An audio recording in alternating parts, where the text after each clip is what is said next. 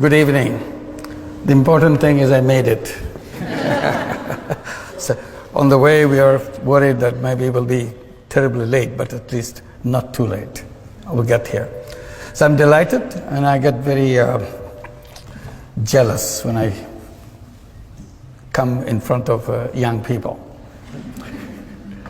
I get jealous because you're so lucky. You're lucky because you're born a few years back. Unlike us, in the prehistoric days, we were. I think the reason that I'm jealous, I see how powerful you are, the young people of this time. And I tell young people today are the most powerful generation in the entire human history. Not because these young people today are smarter than before. It's about the same. Smartness is the same. It's because you have technology in your hand, which no other generation ever had. Unbelievable technology. That gives you tremendous power. On the surface, you look just like another human being. But in reality, each one of you is a Superman and a Superwoman because of the power you get from the technology. So technology is an issue for me, excites me completely. People usually tell young people that you are the leader of the future. That's the standard way, say leader of the future. I try to repeat and emphasize that no, that's not true. Because you are leader already. So you don't have to wait for the future to become leader. A 15-year-old today is more powerful than probably 30-year, 35-year-old of other generations. So what do you do with that power? That's the issue I raise. Because if you're not using that power, that will be wasted. So first to feel that you have that power, the amazing power that no other generation in history ever had, and decide how you're going to make use of it. My story begins not about power. My story begins with frustrations. I was born in a country where in each direction you see it's a lot of frustrations, a lot of disappointments, a lot of things you wish didn't happen the way it happens.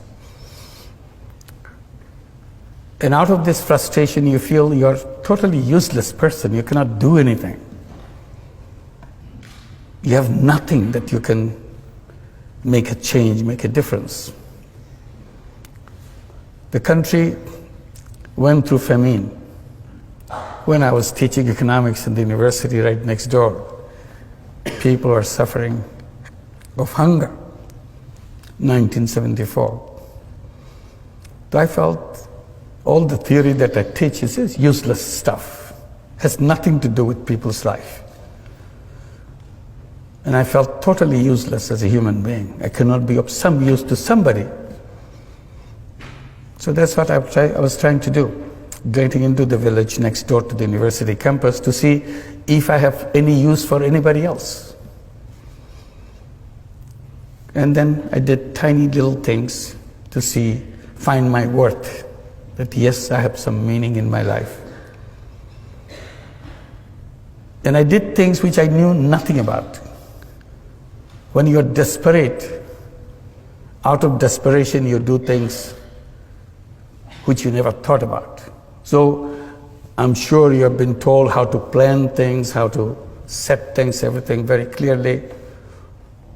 But that's not what I did. I jumped at things without knowing anything about it because I just couldn't wait. And you heard about microcredit, which goes with me. People remember how it started with me. It was not a pre-planned thing. Simply, situation is so bad, you had to do something. And that situation is about loan sharking in the village, which is just next to the university campus. And it's so ugly, you feel so terrible that human being can be so heartless, so cruel to each other, giving tiny loans and take control of the full life of those people, turn into slaves because somebody gave you some loan, so he has the right to turn you into slaves. So you see it very clearly. It's not reading in the books. Just be there. You see the person who lends, you see the person who borrowed, and you feel totally important. You don't know what to do. Suddenly it came to my mind, I can do something. I can take care of this problem. It may be a global problem, who cares? But all I see, these people here, and I can solve the problem for these few people. The idea is, why don't I lend the money myself? If I lend the money myself, then they don't have to go to the loan shark. And the problem is solved for these people. And that's exactly what I did. I started lending money from out of my pocket. It's not a planned thing, calculated thing. And that's the beginning of the whole story of lending money.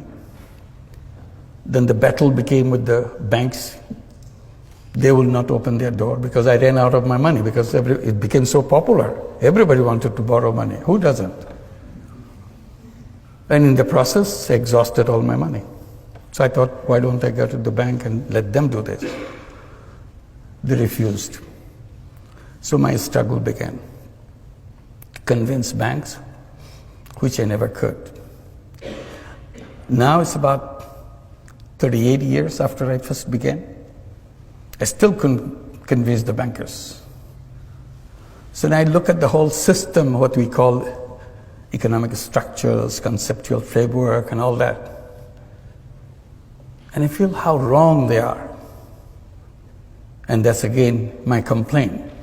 We read about it, we study it, we take it so seriously. But I feel it's designed in such a wrong way. Because you look at the theoretical framework of the capitalist system, you immediately find out the misrepresented human being in the theory. In their theory, human being turned out to be a money chaser. All they do in their lifetime, chase money. It's a money-centric, profit-centric world. So the entire theory has been built on the selfishness of human being. I said, that's wrong. Human being is not all about selfishness. Human being is not one-dimensional being. Human beings are not money-making robots. That's not their identity. Theory has diminished human being, made into a small thing, a robot. But real human being is very big, way bigger than what the theoreticians imagine. It's a multi-dimensional being, not one-dimensional. I said, just to take example, I said, theoretician took the selfishness in human being, built the whole theory out of it. They forgot the same human being is also a selfless human being. That selflessness was never allowed into the structure that they built. So they're left out. So if you want to be selfless, why don't you go and become a philanthropist? I said, no, philanthropy is a different thing. I'm talking about the business world. Why can't I use the selflessness in the business world? And that's what I did without knowing about it. When I started working with the poor people, particularly poor women, I see so many problems around them. and I jump at doing something about it. Again, knowing nothing about it. So every time I see a problem, I create a business to solve that problem. It became a habit with me, and I created so many businesses. But a very different kind of business. People become curious. Why do you do that? It's not a business. I said, yes, it's a business. What do you mean by business? It has to be sustainable. That's what the quality of business is. So whatever I do is sustainable. There's a two-way flow. There are expenses, there are inflow, income, and so on. And I call them social business. That's the story that took turn. One is the microcredit part, and another is the social business part. And I created a lot of those social businesses. Then something happened when we are trying to get all the young people from Grameen families. We have 8.5 million families in Grameen, all poor families. We gave them all the encouragement to go to school because their parents are absolutely literate, all of them. We said illiteracy stops with their parents' generation. Second generation coming out in the Grameen families must be literate. We did everything possible to make sure it happens, and it happened. We sent them to school. We gave them scholarships. We gave them all kinds of encouragement, and then started giving education loans so that they can go to the higher education. As they start coming back from schools with higher education, they get very frustrated. Where's my job? There's no job in Bangladesh. Very difficult for a poor young man or a young woman to find a job. In the beginning, I have no answer to that question, where is my job? Then I turned the question into another question. The moment say, we don't have jobs, what do we do? And I said, who said you have to have a job? Did the school tell you that you have to have a job? Did your teacher tell you? Did your textbook tell you that you have to have a job? How did this idea of job got into your head?